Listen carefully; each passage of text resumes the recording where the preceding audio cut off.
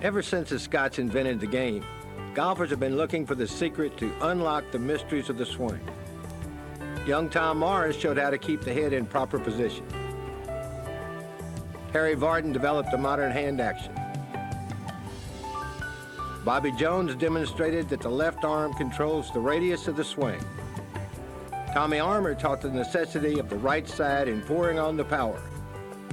In essence, these men created the modern golf swing. For over 60 years, it was Harvey Penick's task to pass on this wisdom to beginner and expert alike. Now it's your turn to take a lesson from the master teacher. Welcome to Harvey Penick's Little Green Video.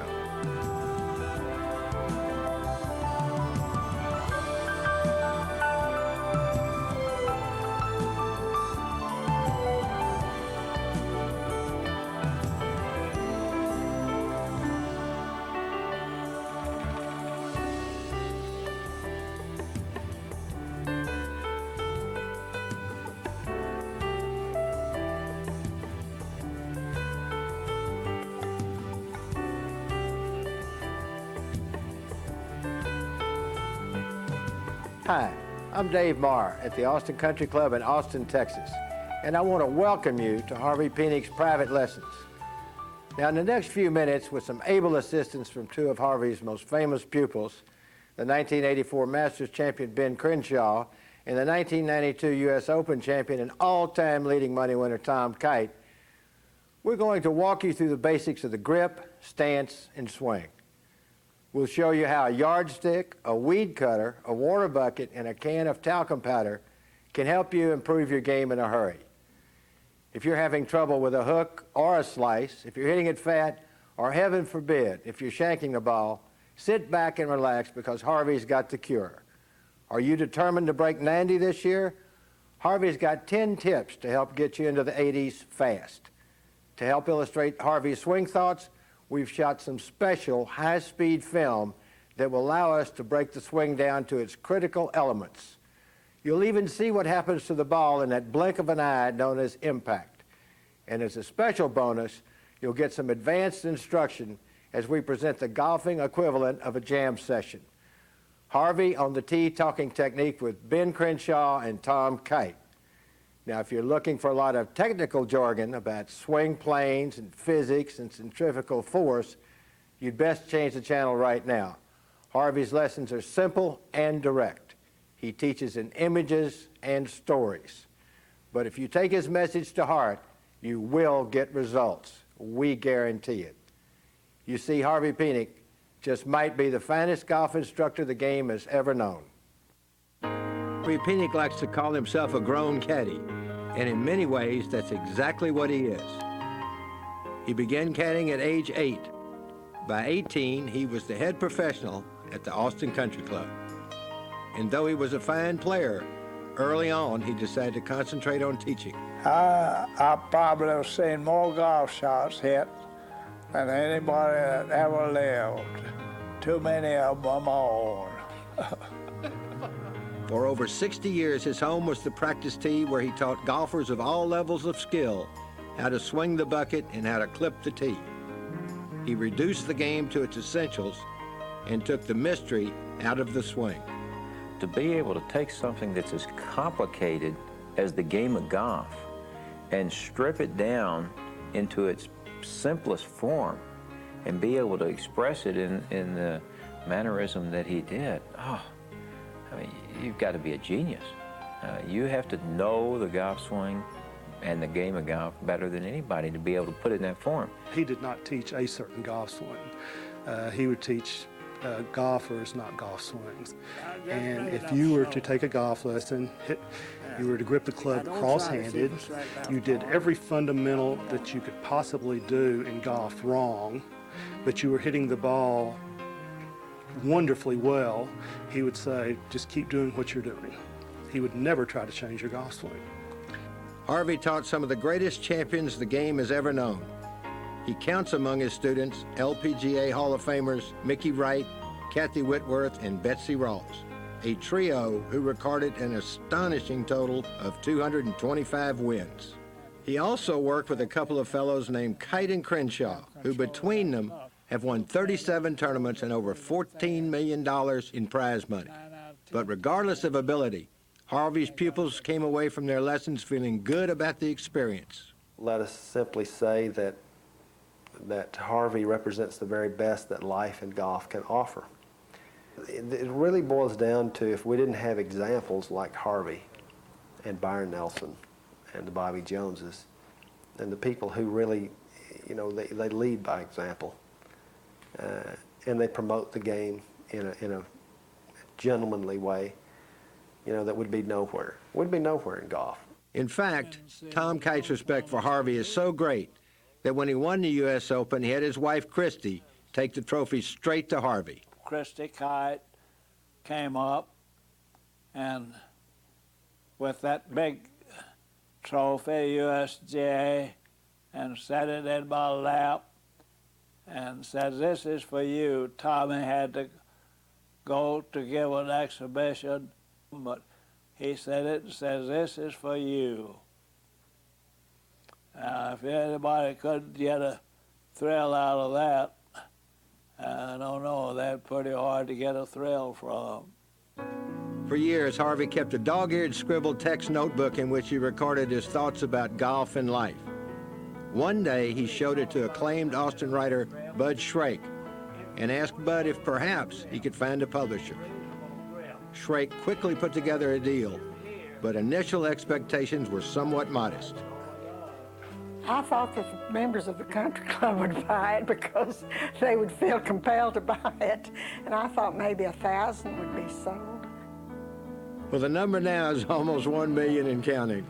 Harvey's simple lessons, stories, and images touched a chord among golfers throughout the world. I think it's Harvey's spirit, his soul, that shines through that book. I think that's why why the whole world fell in love with it, because of the purity of the man's soul. In November of '93, a second volume, The Little Green Book, was released and is already approaching sales of 600,000 copies. Clearly, there is much about golf in these books, but there is also much about life. A deeply religious man, Harvey also has a keen understanding of human nature, which he incorporates in his teaching. Consider these maxims from The Little Green Book. Try and talk plain. Try and be simple in living as well as teaching and play. The long odds are against us if we shoot the hard way. Life consists of a lot of minor annoyances and few matters of real consequence. Speak no ill of anyone and all the good you know of everyone. Don't judge a person too soon. God waits until the end. He said, "I don't care about what you've been, I care about what you are today." And that's what, you know, makes him so special, that he always tries to bring out those things in you. Harvey is now the golf pro emeritus at the Austin Country Club, but he is far from retired. He loves to visit with students at the Harvey Penick Golf Academy. The man that can chip and putt a match for anyone. And Tommy Kite gets out there and he might practice putting for an hour and a half, 2 hours. But his back's made out of something different from mine, I tell you. Harvey also enjoys watching golf on television, his mind constantly at work looking for new insights. To his great astonishment, Harvey Penick is a phenomenon, a celebrity. Fan letters have poured in from across the country. But all the fame hasn't changed him one little bit. He's still a teacher, looking for new ways to teach.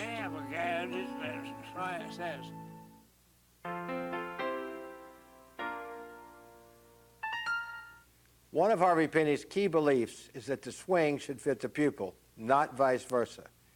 He wants you to do whatever works for you, but still, to play your best golf, you do have to master certain fundamentals. We begin our lessons with some instruction on the grip. If you don't have a good grip, nothing that you hear any pros tell, or if you read anything at the magazines, it won't do you any good. If you have a poor grip, you're going to have to make some other mistake. So many talk about a swing being so important, but they forget that the angle of the face when it meets the ball is just as important or more important. And the grip is going to be the main thing that gets the club back to the ball square. But when it comes to the grip, it's important to remember that one size does not fit all. The interlocking grip with the forefinger of the top hand laced between the little finger and the ring finger of the bottom hand is for people who have short fingers. Gene Sarazen, Jack Nicklaus, and Tom Kite use it. The overlapping grip with the little finger of the bottom hand wrapped into the hollow between the forefinger and middle finger of the top hand or on top of the left forefinger is the most widely used among ordinary players as well as experts, though with many individual variations. Ben Hogan, Arnold Palmer, Byron Nelson, and Ben Crenshaw are just a few of the overlappers. The two-hand or 10-finger grip with all the fingers on the handle, sometimes called the baseball grip, although the baseball bat is held more in the palms and a golf club more in the fingers, is especially good for women and older players who may lack strength, although some top professionals like Beth Daniel, Art Wall, and Bob Rosberg have done quite well with it. Once you determine which type grip suits your game, if you want to hit the ball straight, it is important that you place your hands on the club in the proper position. In the days of Harry Vardon, the V's of the thumbs and forefingers pointed at the right shoulder. This was known as a strong grip and promoted a swing featuring the hands and arms. In the 50s and 60s, many golf teachers taught the neutral grip, in which the V's of the thumbs and forefingers point more or less toward the nose or right eye. This was Ben Hogan's grip, and it was the right thing for him because he was always fighting a hook. This neutral grip works for good players. For players who are not so good, the neutral grip encourages a slice. Nowadays, with players like Freddie Couples, Davis Love III, John Daly, and others, the V's have once again moved toward the right shoulder. Whether you use a wide grip or interlocking a full finger, the real important thing is for the V's to point to your right shoulder. Without a doubt, the strong grip is better for the average player. It promotes power and distance. But like any golf teaching, the strong grip can be overdone. You don't ever want your V's pointing to the right of your right shoulder. You can check the position of your V's by simply looking in the mirror, but as Tom Kite explains, unless your V's are tight, you won't get an accurate reading. Mr. Penick was always concerned with the grip and wanted to make sure that everybody had a proper grip. One of his big concerns was when he saw a person that had a big gap between their thumb and their left hand. What this meant was that their thumb was probably in a pretty good position, but their hand was in a very weak position, turned far to the left. You wanted the thumb slightly to the right side of the shaft, but you want no gap between your thumb and your left hand. If I were to take a T and stick it in that V, I want to be able to maintain that throughout the entire swing and not let it fall out. If I have too much of a gap in between the thumb and the hand, the tee just falls to the ground. Make sure there's no gap between your thumb and your left hand.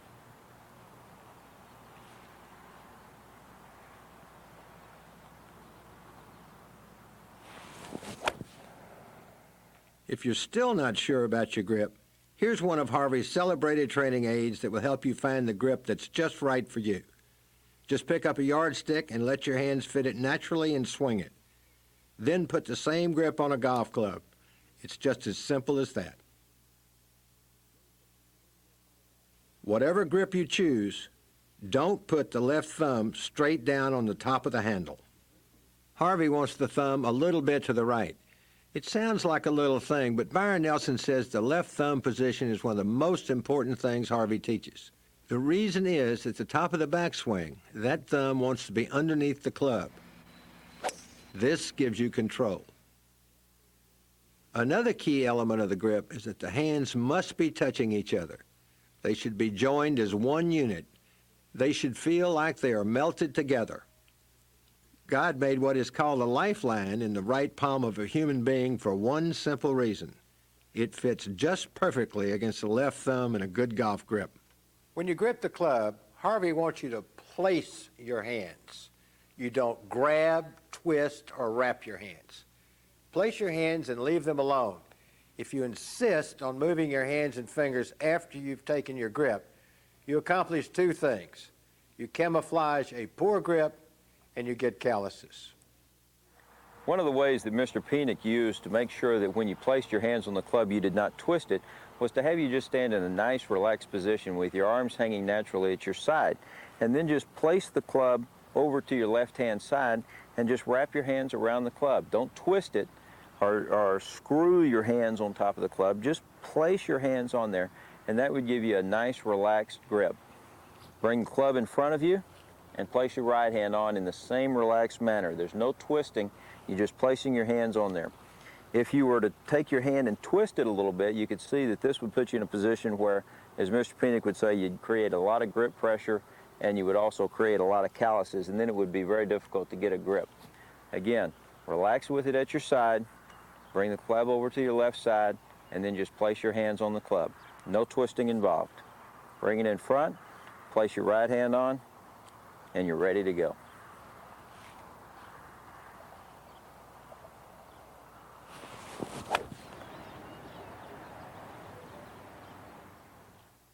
Hold the club like it is a fine musical instrument, firmly, not tightly, with your elbows and shoulders slightly relaxed. If you feel a golf club and you feel its head being heavy, then you have the correct grip pressure. And so it's apt to swing back, in a nice, easy manner. It's not lurched back. Keep your grip pressure light. Sam Snead says he holds the club as if it is a live bird in his hands, with just enough pressure that the bird can't fly away, but not so tightly that the bird can't breathe. This is good advice for all of us. When you stand to the ball, be comfortable and at ease, not straining anything. Your feet should be about shoulder width. The average golfer might want the right foot toed out slightly to allow for more turn. I think Harvey worked on people's posture more than the actual, planting of the feet. If you stand fairly erect and you have a little bend at the knees, those are two little ideas that he put in pupils' minds. He said in his book, I think it's a very nice comment. It's just stand up erect, and then you get the feeling like you're just going to sit in this chair. It's just the feeling that you're just about to sit down. And, you're really not at a strain, but you're just flexing your knees just that little bit to enable you to lower yourself into a chair. That's the feeling. Position of the ball is second in importance only to the grip. Many instructors teach that the ball should be played off the left heel for all shots. Harvey disagrees. If you play the ball off your left heel, let's say with a 9-iron, you're going to have a terribly fast hip shift to meet the ball with the club on the downswing. The driver and a teed-up 3-wood are the only clubs you want to play off your left heel. This is because you want to hit the ball slightly on the upswing or at the lowest point of the swing with these clubs.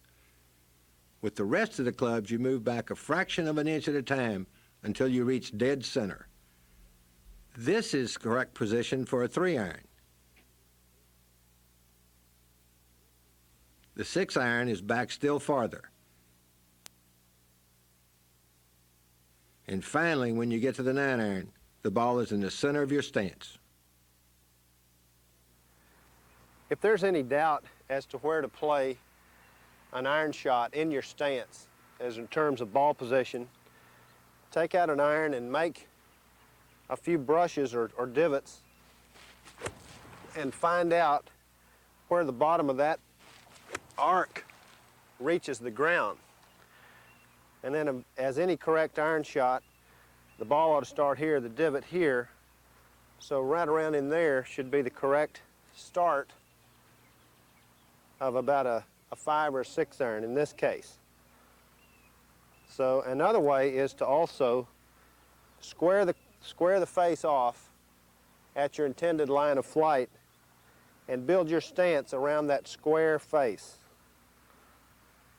And that should be very close to where you want that ball in your stance. Here's a quick tip. Shorter people will usually do better if they address the ball on the toe of the club. This promotes a slightly larger swing arc, generating more power and distance. Harvey believes that the golf swing should be a natural, fluid motion.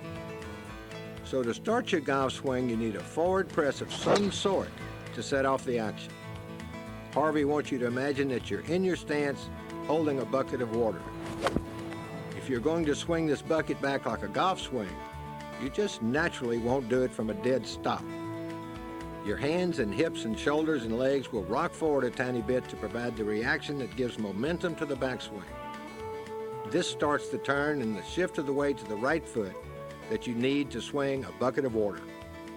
Your hands will follow your turn to the backswing as the bucket goes up. To bring the bucket down, you wouldn't throw it with your hands.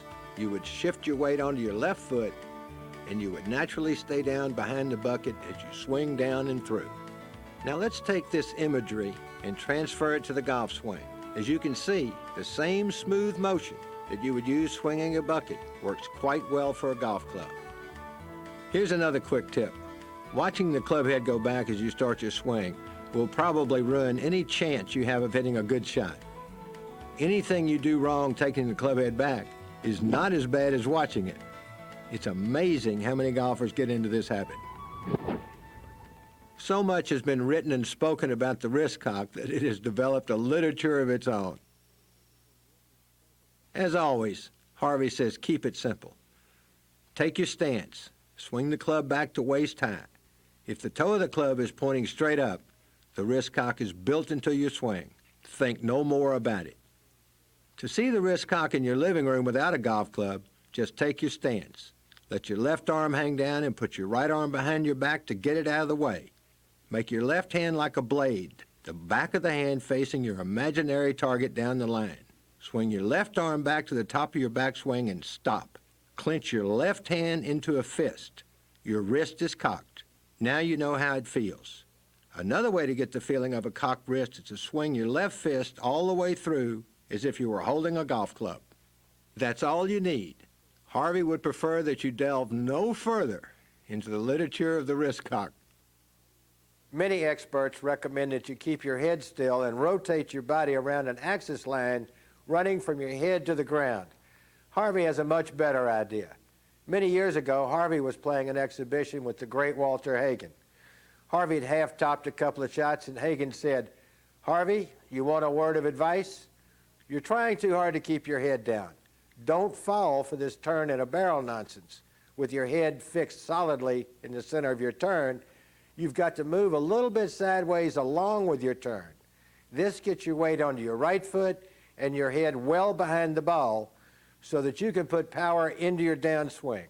It's like throwing a punch." There isn't a top player in golf who doesn't move his head during his golf swing. It's really a natural motion. As your club goes back, so does your head. But be careful. You don't want to build a sway into your swing. The modern players you watch on TV, they rear back and their head moves 2 or 3 inches.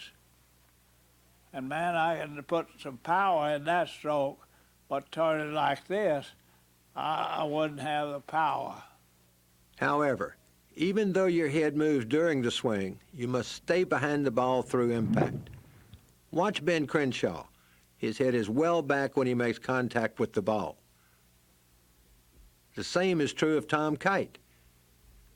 But before you can stay behind the ball, you must get behind it. Set up with your head behind the ball and keep your head behind the ball through impact. This is one of the keys to power and distance. If there is such a thing as a magic move in golf, it's Harvey's left foot, right elbow action. To start your downswing, let your weight shift to the left foot while bringing your right elbow back down to your body. Your right elbow goes in and your left heel goes down. This is one move, not two. The sensation is a smooth flowing motion, not an awkward jerk. The first move back, the right elbow gets back to your side, and the left heel gets back to the ground. That's my idea of a perfect swing. When you get to the top, return your left heel to the ground and bring your right elbow down simultaneously and make that one move, not two. Make it together. This is not something that Harvey wants you to consciously think about when you swing, but it's when you practice and when you're, say, in front of a mirror at home. But make that move right from there, right from the top. Return the left heel down, bring that right elbow in.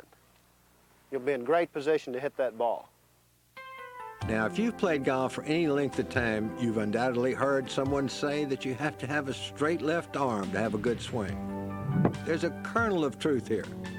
But Harvey's seen a lot of average golfers restrict the flow of the swing with a rigid left arm. Keeping the left arm straight at the top is not a requirement for a good swing. But the left arm must be absolutely straight at impact. The left side controls the arc in your swing, and the right is in a position to pour in the power.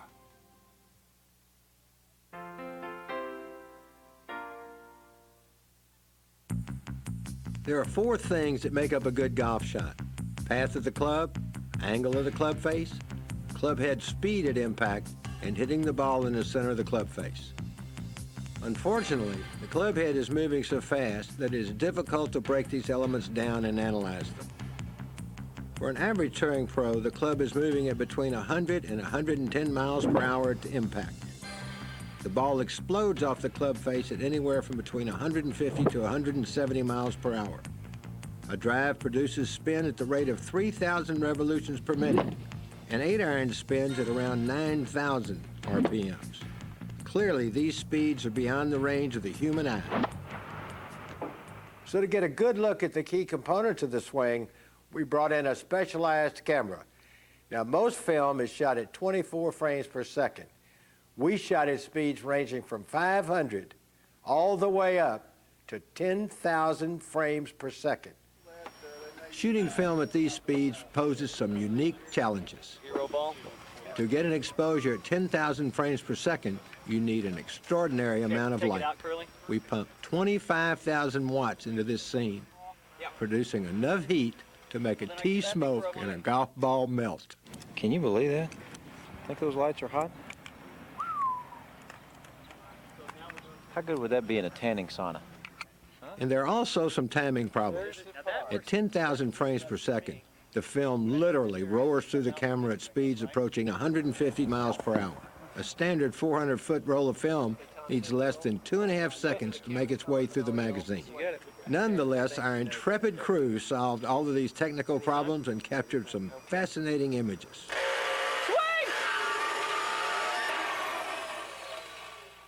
Let's take a look at one of Tom Kite's drives.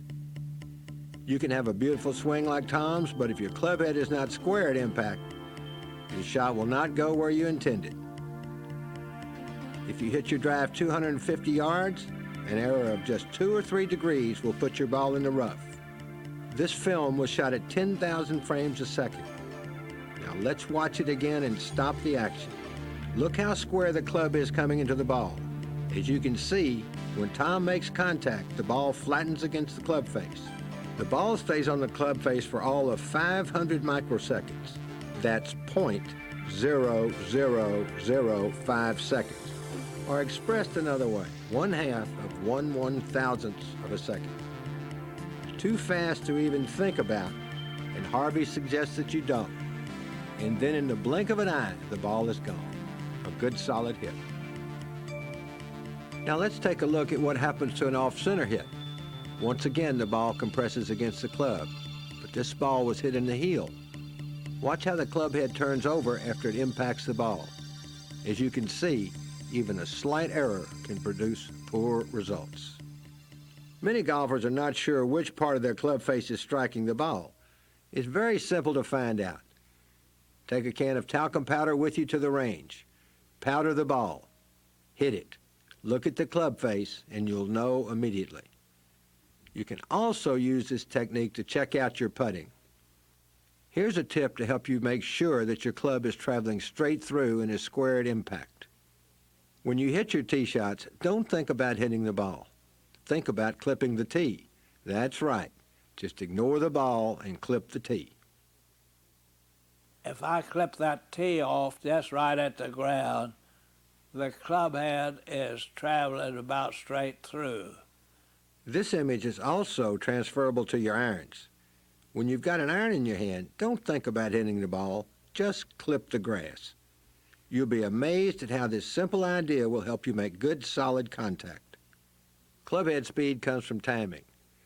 Timing is getting your muscles together to produce the maximum speed of the clubhead at impact while keeping the angle of the face square on the line to the target. Don't worry too much about distance. Distance comes from good fundamentals. Byron Nelson used to say, don't try to hit the ball far. Instead, develop a feeling that the ball is going to go a long way without you really trying. And sure enough, it will. One of the hardest concepts for the beginning golfer to grasp is that you have to hit down to make the ball come up. Jack Berg Sr. always said, let the ball get in the way of the swing and hit the ball first, then the ground.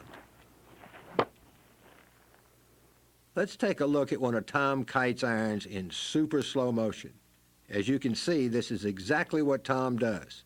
He hits the ball before he hits the turf. Notice, too, that before the ball has traveled 6 inches, it is already starting to spin. Harvey is not a believer in digging big divots. He is convinced it is better to pick the ball off the grass than to hoe it. He likes to see a shallow divot in the shape of a dollar bill, the sort of divot Byron Nelson always produced. A real subtle thing with the irons is that I know he wants you to make sure that you contact the ball and then catch a little bit of turf.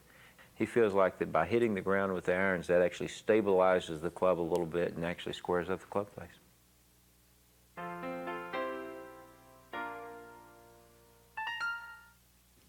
Most golfers will spend a great deal of time working on their long games.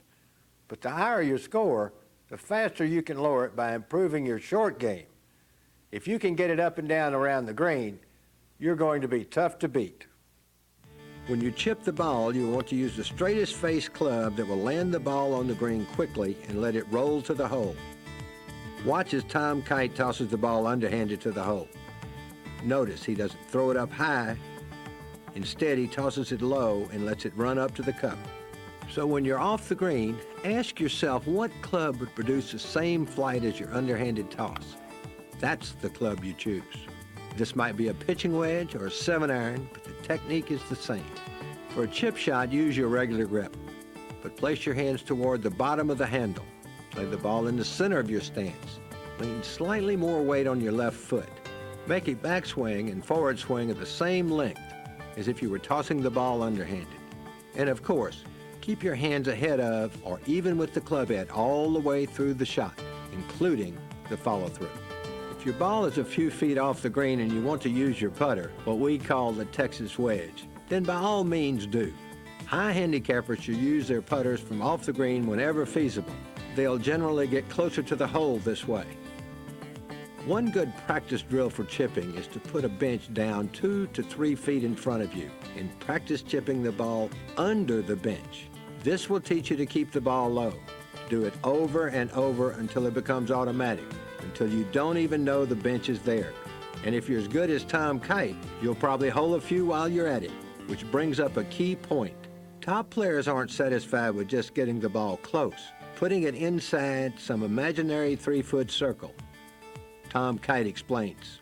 It's very important to work on your technique, and when you're working on your chipping, be sure to practice your technique and make sure that is really sound.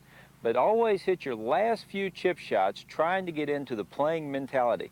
Now, one of the techniques that's worked really well for me through the years is the last couple of chip shots that I hit when I'm practicing, I actually try to make the ball go in the hole. I'm not just trying to get it close. You know, you don't see basketball players just shooting up there toward the backboard or toward the rim. They're shooting at the net, trying to hit it right in the hole every time. And that's the same thing that you need to do here. You need to really get yourself into trying to make the chip shot. Now, one of the ways that has helped me through the years is that I'll really take the last couple of practice swings looking at the hole, getting focused in on the target, trying to think of nothing else but chipping this ball in the hole. And then when I set up, I just try to duplicate that practice swing.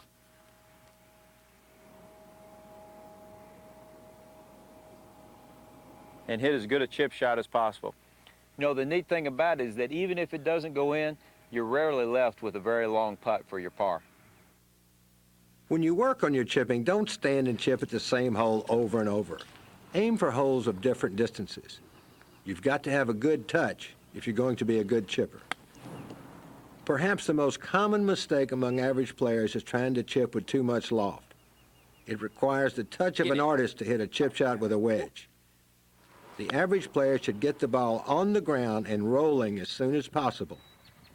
Chip with the least lofted club that will do the job. But of course, there are occasions on a golf course where you need to hit a high, soft pitch shot. Tom Kite explains how to do it.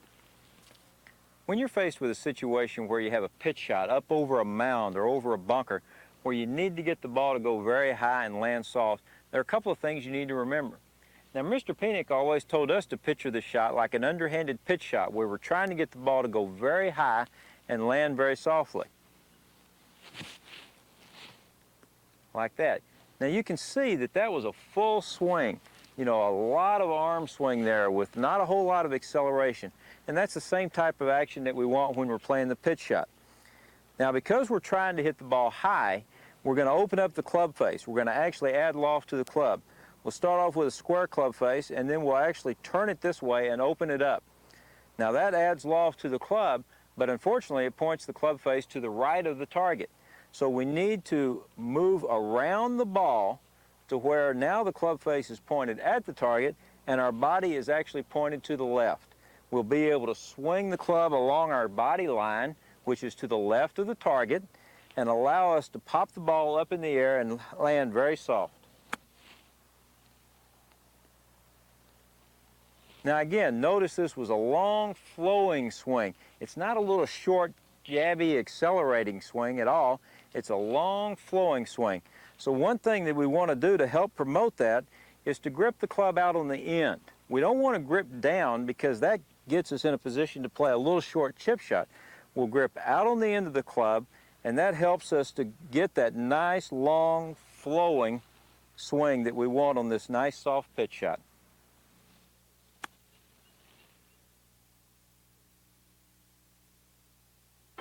Work on your bunker game to become more aggressive with it.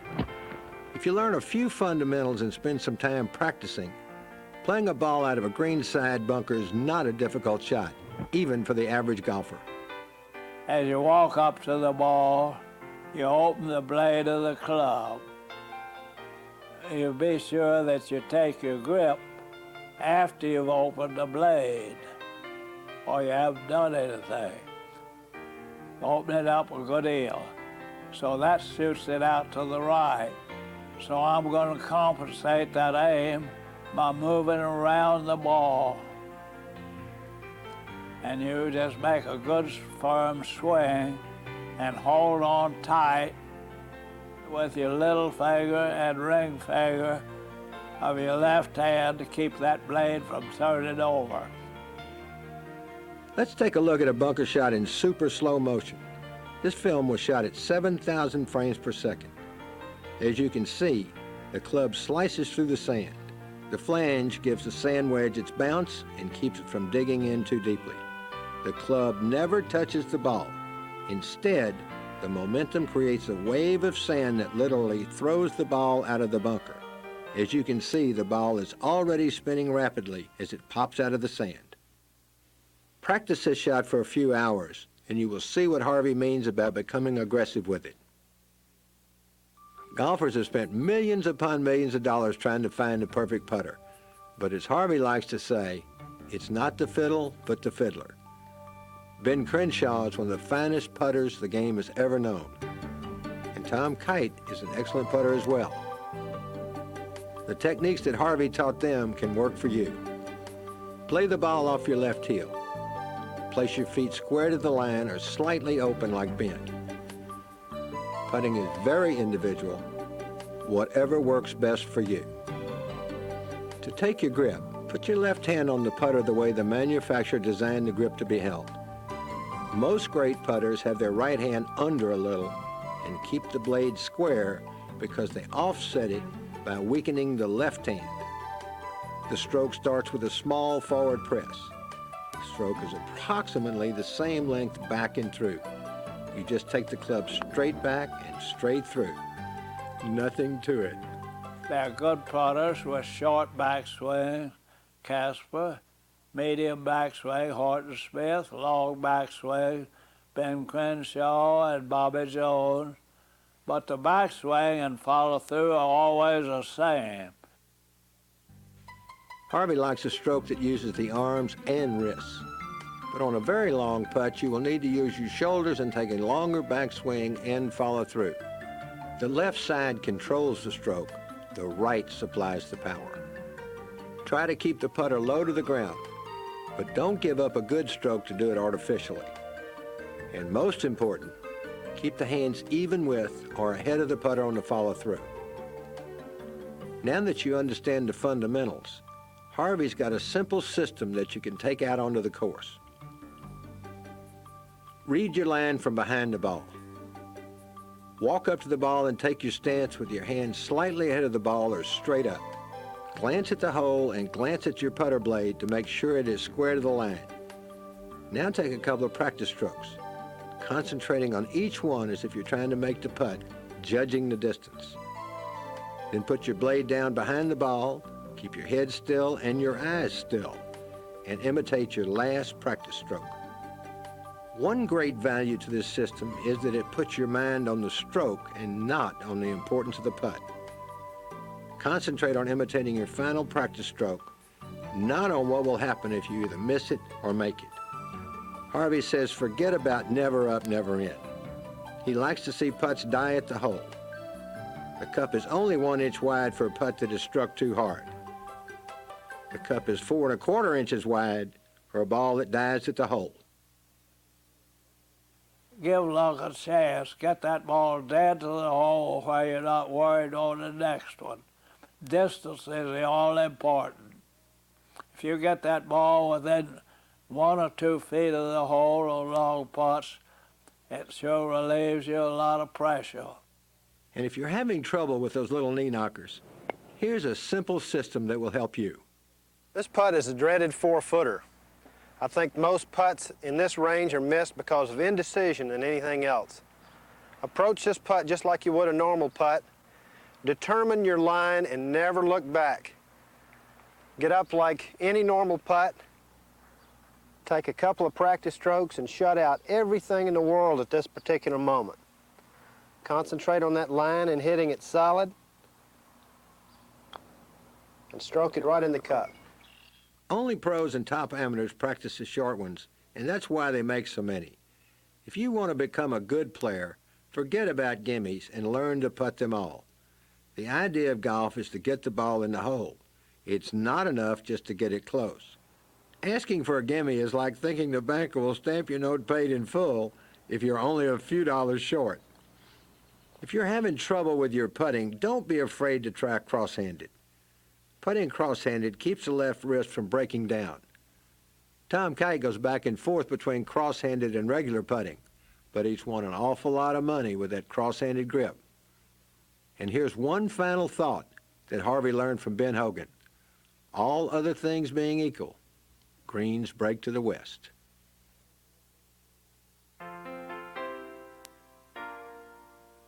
All golfers, regardless of ability, get out of sync. If you're having a problem with a slice or a hook, or if you're hitting from the top, or if you're hitting it fat, don't worry. The clinic is open and Dr. Penick is in. But when Harvey asks you to take an aspirin, please don't take the whole bottle. In the golf swing, a tiny change can make a huge difference. The natural inclination is to begin to overdo the small adjustment that has brought success. So you exaggerate in an effort to improve even more, and soon you are lost and confused again. Lessons are not to take the place of practice, but to make practice worthwhile. If you're hitting a slice, you're not going to get any better as a player. The more you swing, the bigger your slice becomes. Harvey's got a 3-point plan to help you cure your slice. First, Make sure you have as strong a grip as looks reasonable. The V should point to the right shoulder. Harvey likes a 3-knuckle grip, but he doesn't like to see his pupils always looking down and trying to count knuckles.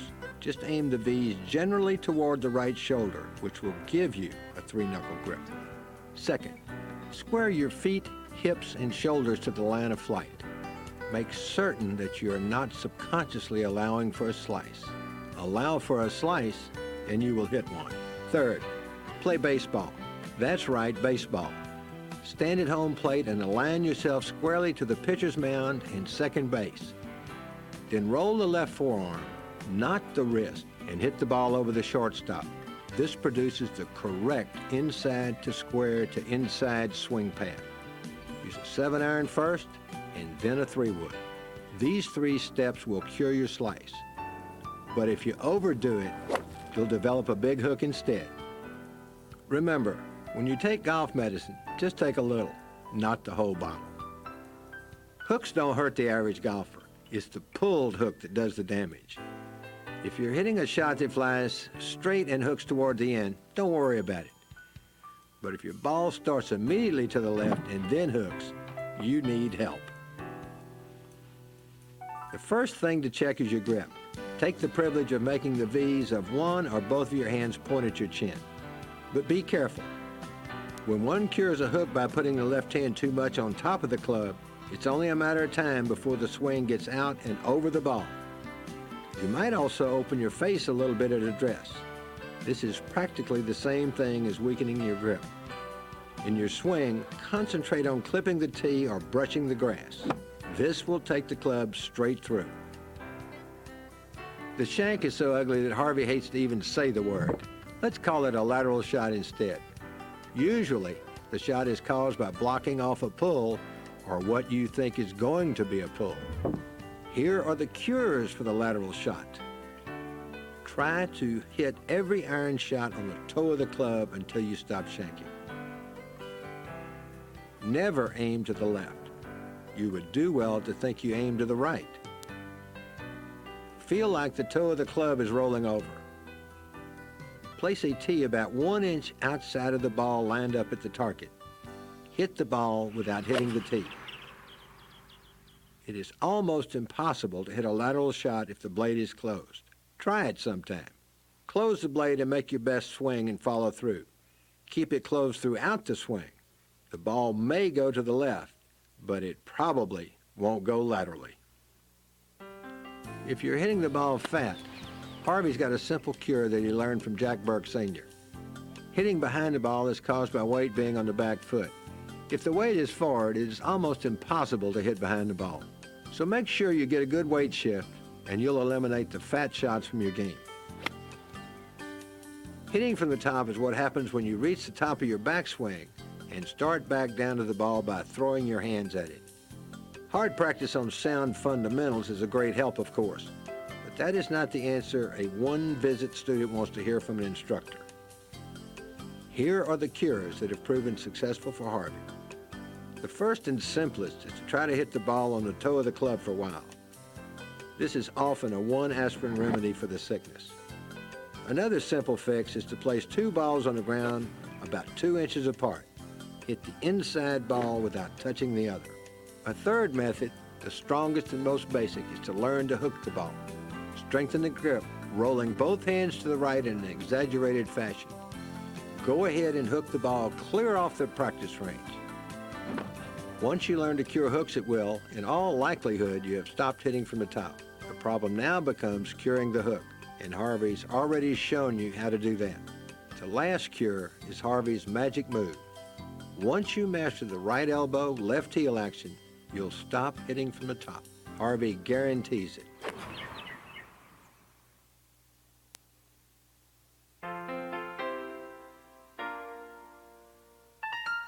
With an uphill lie, you're going to pull the ball.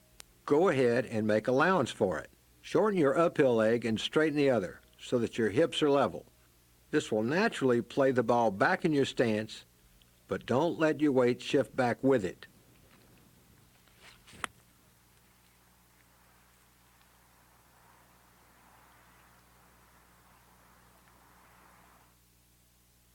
On a downhill lie, straighten your downhill leg and flex the uphill leg.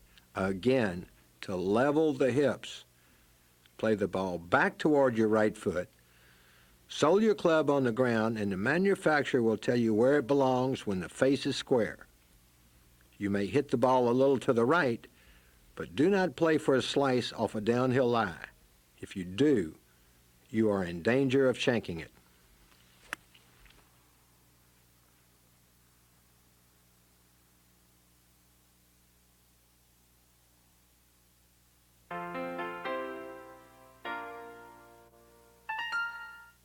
Harvey Penick was not trained as a psychologist, but early on in his teaching career, he instinctively grasped the importance of the mind in the game of golf. Here are some tips from Harvey that will help you. First, don't relax. Harvey prefers for you to be at ease, but ready to go. As Jack Berg Jr. says, the secret is a feeling of controlled violence. Number two, have confidence. Harvey wants you to believe with all your heart that the shot you're about to hit will be a good one. Confidence comes when you've hit a particular shot many times in the past with success and know you're capable of doing it again. Number three, indecision is a killer. When you pull that 5-iron out of the bag and register the target in your mind and address the ball, you must totally believe this is the right club. If it turns out the 5 was a club too much or too little, but you hit it well, you won't be more than 10 yards off. Think positively, and as Harvey's older brother Tom used to say, just rear back and hit it. Number four, it's not easy to stop the bleeding when things go bad. If you start worrying about your score, or if you're thinking ahead to the future holes, you're in trouble. Golf is played in the present. You reach your reward stroke by stroke. If you wash your mind clean each time while walking to your next shot, you have the makings of a champion.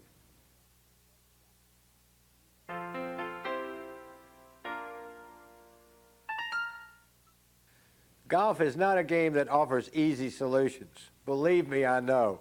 The only way to really improve your game is to get out there and practice, practice, practice.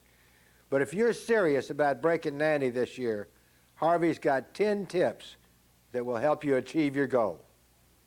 Number one, check your grip. To play your best, you need a good grip. If you're not yet an accomplished player, you might want a stronger grip. This will reduce any tendencies you might have to slice the ball. Plus, it will allow you to hit the ball with more power. Number two, work on the slow motion drill. The slow motion drill is the best drill Harvey knows to help you perfect your swing. Swing the club back very slowly to the top of the swing. Always keep your eye on the blade of grass or pattern in the carpet that represents the golf ball.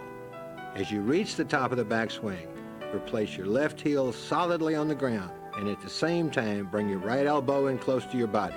Then stop a moment and hold it and feel it. Now start again from your holding position, swing slowly to the top, plant the left heel, bring the right elbow close to the body and stop about 1/3 of the way to the ball. Do this 4 times. When Harvey says slow, he means really, really slow. If you think you're doing it in slow motion, do it even slower. After 4 repetitions, go ahead and make the full swing, still in very slow motion, into a high finish with elbows out in front and your head coming up as if to watch a good shot. Hold the pose and feel it. Do this drill again and again. Number 3, swing the weed cutter. Of all the thousands of training aids, the best one you can buy is the common weed cutter. The motion you make lopping off dandelions with the weed cutter is the perfect action of swinging a golf club through the hitting area. You instinctively square the weed cutter at the bottom of the arc, and a square club face is critical to hitting good shots. Furthermore, the weed cutter is heavy and builds golf muscles. While you're swinging the weed cutter, pretend you're being paid by the hour, not by the job. In other words, take your time. Once you've mastered the motion of the weed cutter, just transfer it to the golf swing and you're in business. Number 4, build your game around one club. Harvey recommends that the average golfer select one club, perhaps a 7-iron, and learn to love it like a sweetheart. Learn how far it goes, learn how to hit it high or low, to hook it or slice it. An average golfer can build a decent game around one club. Number 5, develop your short game. The key to scoring is a good short game. Getting the ball up and down from around the green. If you want to knock 5 strokes off your score in a hurry, leave your long clubs in your bag and head for the practice green. The large percentage of the people should spend more time on their short game than they do. They need to start at the hole and work their way back instead of starting at the tee and working their way to the hole. The best way to sharpen your chipping and putting is to use just one ball as if you were playing out on the course. This forces you to concentrate on the work at hand and make sure that you hold all your putts, no gimmies. One reason why many players have trouble with short putts is they never practice them. All right, let's come over here. Just a little downhill chip shot here, just a little slow roller. And be sure and add some competition to your practice. As young boys, Tom Kite and Ben Crenshaw spent hours upon hours competing on the practice green. Yeah, a little bit. A foundation that has stood them in good stead on the PGA Tour.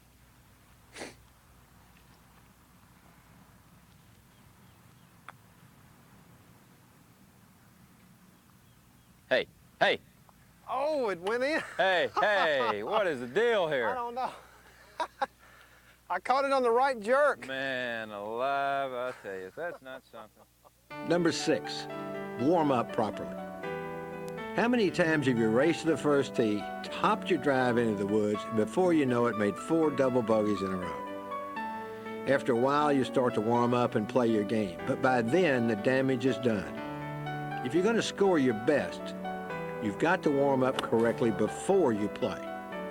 Some people need a long time to warm up, and other people can just step up there and swing the club a couple of times and feel like they're loose. But you know, the trick is to find out exactly what you need and then not cut that short. If you have to warm up in a hurry, use the time you have to stroke a few careful chip shots.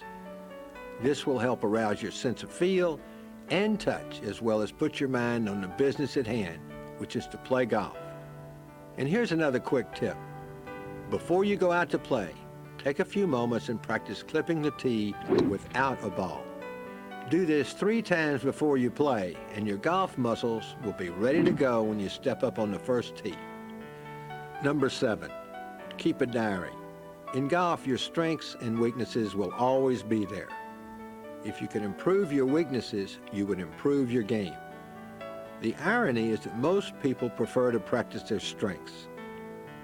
Keep a record of your rounds, and patterns will emerge. Isolate your problems and plan your practice accordingly. And be sure to practice some trouble shots. You should never play a shot on the course that you haven't practiced on the range. Number 8, use your 3-wood.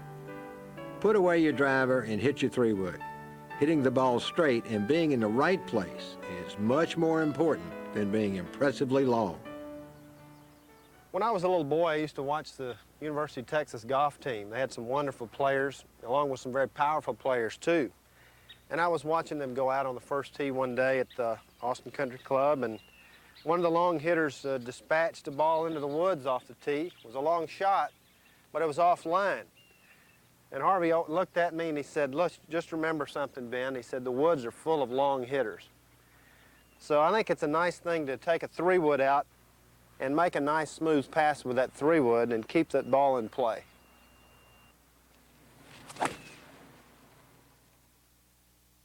Number 9, hit it hard. While Harvey wants you to hit enough club, he is convinced it is self-defeating to hit too much club and swing easy. If I were hitting a drive and my normal distance would be 250 yards with a driver, wouldn't the hardest shot to be to take a driver and hit it 225 or 200? I think the average player would do better and he always used a full swing, not try to hit easy 5-iron when it's a 6-iron shot. If you want to hit the stronger club anyway, grip down an inch on the handle and go ahead and hit it hard. Hit it hard even with your shorter irons, but don't swing so hard that you lose your balance. Always play within yourself. Number 10, take dead aim. This is perhaps Harvey's single most important piece of advice.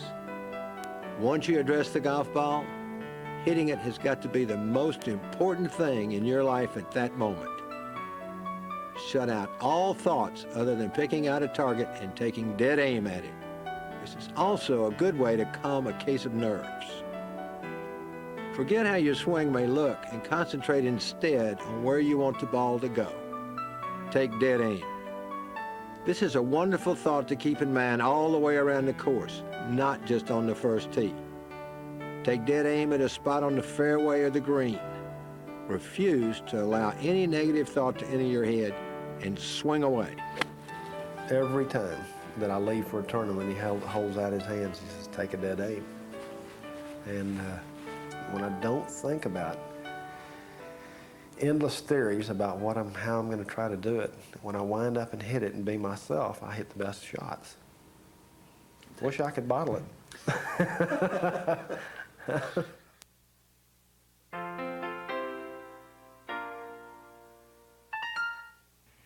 Have you ever wondered what it would be like to get inside the ropes and watch a top professional work on his game with his teacher?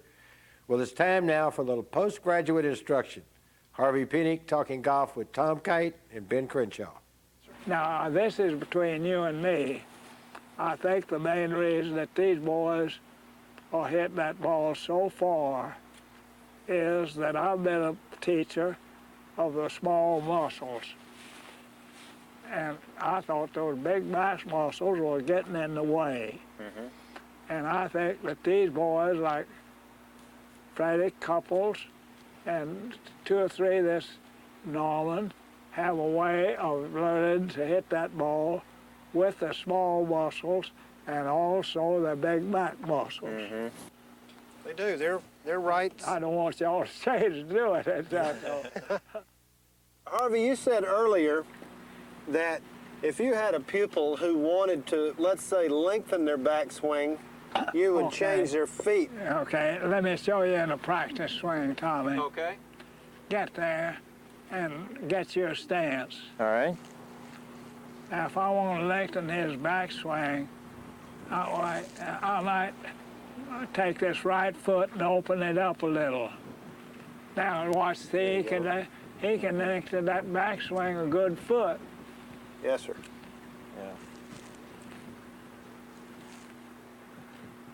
Yeah. Yeah. I've got so many tricks like that. Now, if I want to get his follow through, close your stance so to your left a little bit. Now then, follow through. Now, point your foot out. See how much easier it is for him to get through. Mm-hmm. Yeah. So you just almost have to blend the two a little bit, don't you? Yeah. You know, we're awful lucky to grow up in Texas because we've had to learn to play golf in a lot of different kind of conditions. That's right.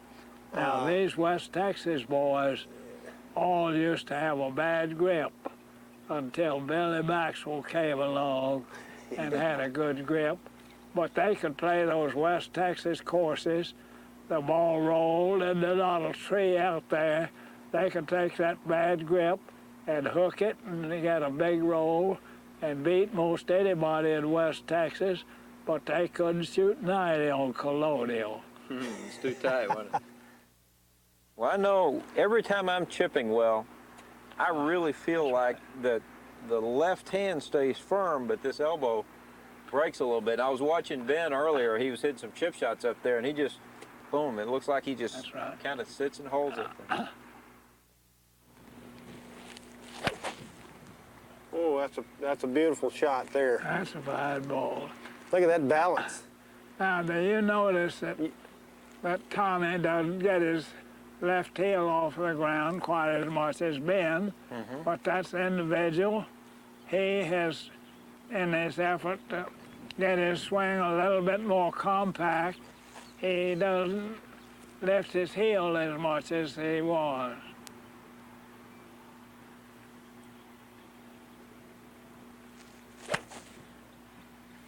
That's beautiful. If you look at that follow through, his weight's all on his left foot, and his weight has shifted to the left. Yes, sir.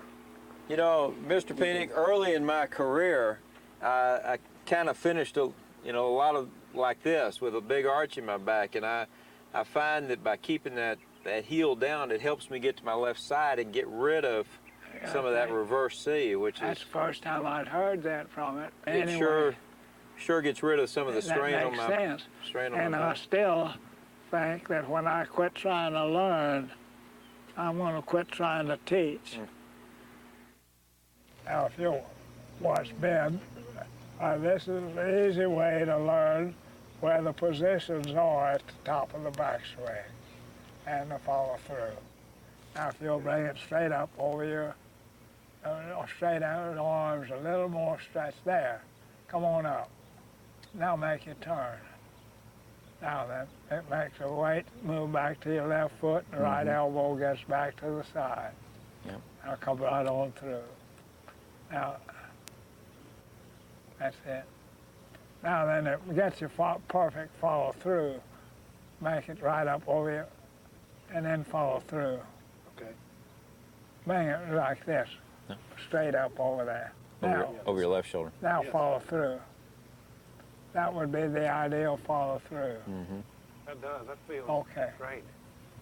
Feels so relaxed when you bring it straight up like that, really doesn't it? does. Exactly. And turn.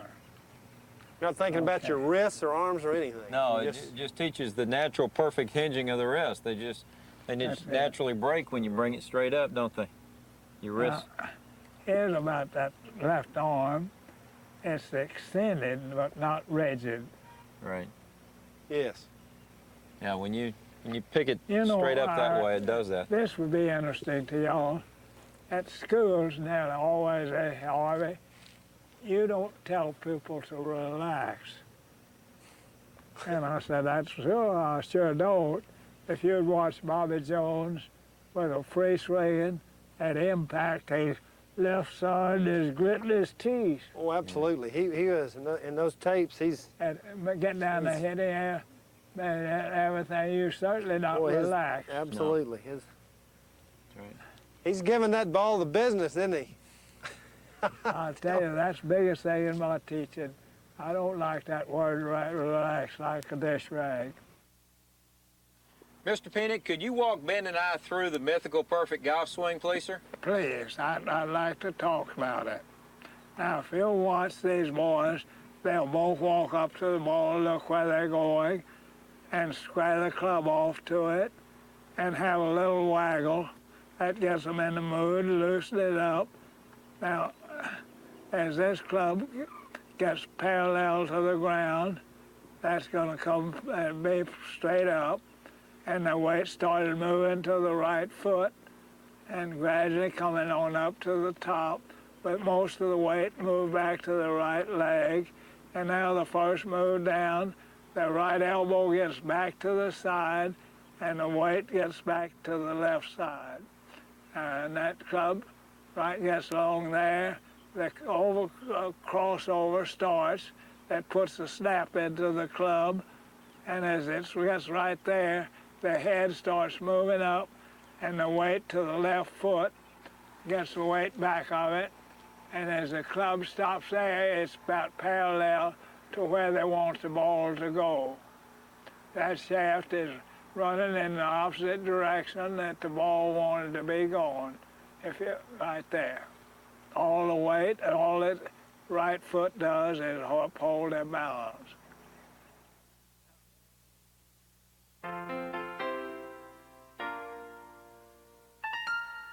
Let's take a moment and review Harvey's key thoughts about the grip, stance, and swing.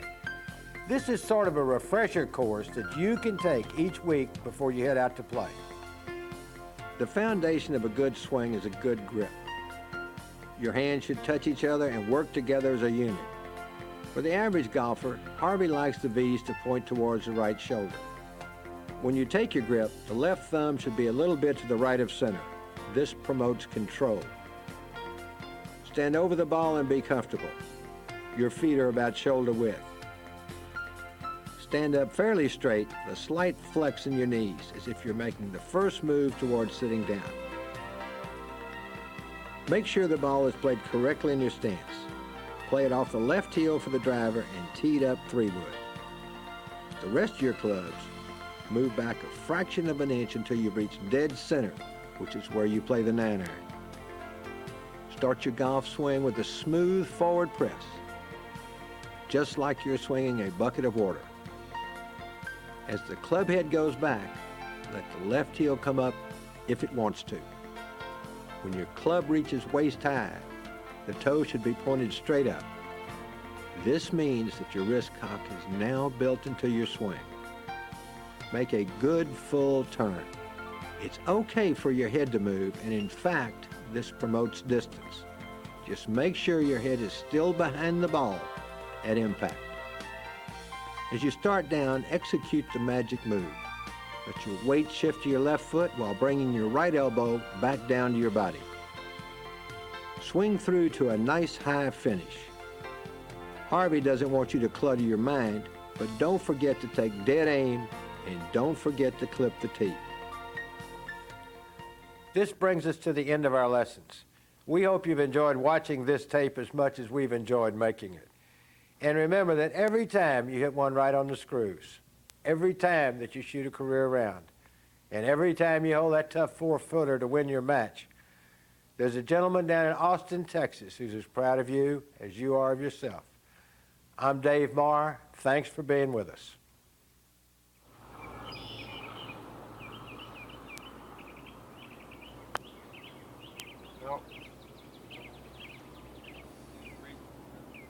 Excuse me, do you want me to show you how to do that? Yes.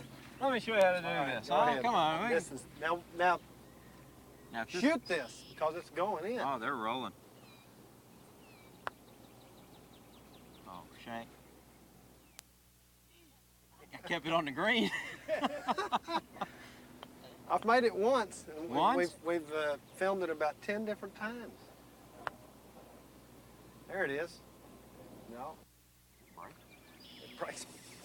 Man. All right, here we go. Did I mess up everything? No, they know they're going to have to stay with me all day.